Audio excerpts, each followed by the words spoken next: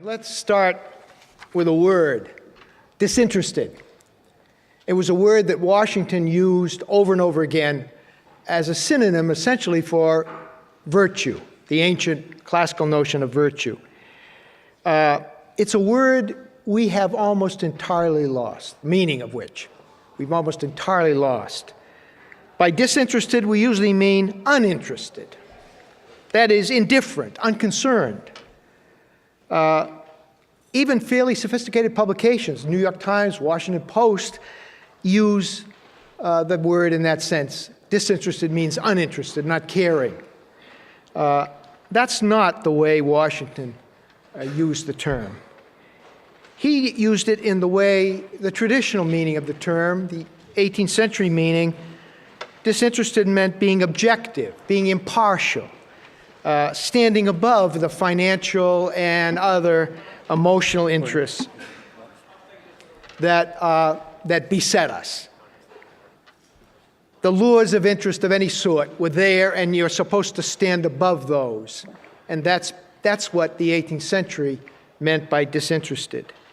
It didn't mean that you didn't care. Quite the contrary, it meant that you cared a great deal, but that you rose above that care and acted in a unbiased and even-handed manner. Now, you'll find that older meaning in the dictionary, but it's been supplanted by the more modern meaning of being uninterested, not caring, uninterested. It's almost as if we can't believe that anyone can be disinterested anymore. The lures of interest are so great that we assumed everybody's interested.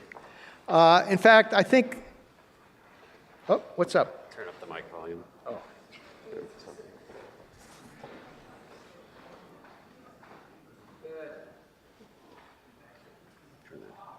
Okay, is this better? All right, sorry. Did you follow what I was saying? Okay.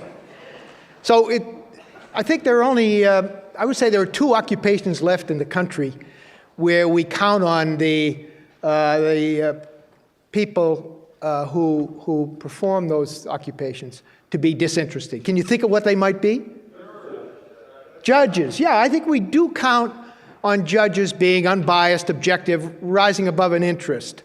There's one other one, however, where we utterly, we have our doubts about judges, as you know, from confirmation hearings. It turns out where judges aren't quite so as unbiased as we hope they'll be. But there is one occupation where we absolutely count on unbiased, disinterested behavior in the traditional, old-fashioned meaning of it. Umpires, I heard it. Referees and umpires of our sporting events.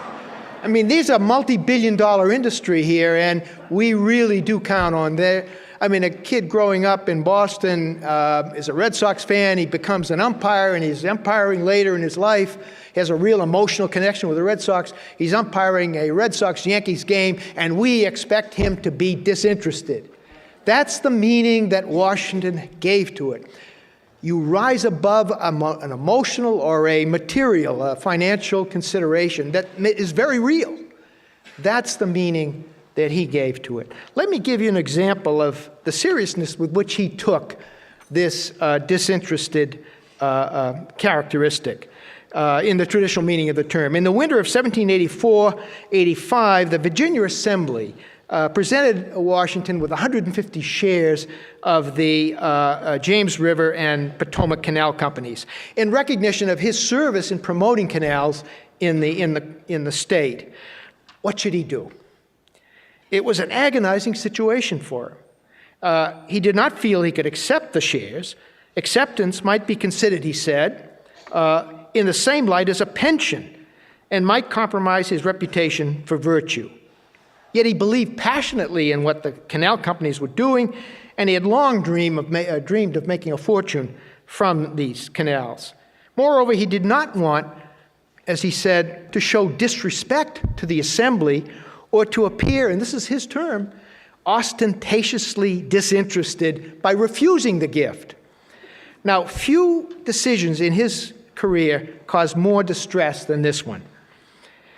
He wrote to everyone he knew, to Jefferson, to Governor Patrick Henry, to William Grayson, to Benjamin Harrison, to George William Fairfax in England, to Nathaniel Greene, even to Lafayette in France, seeking, as he said, the best information and advice on the disposition of the shares. How would this matter be viewed by the eyes of the world, he asked. Would not his reputation for virtue be harmed?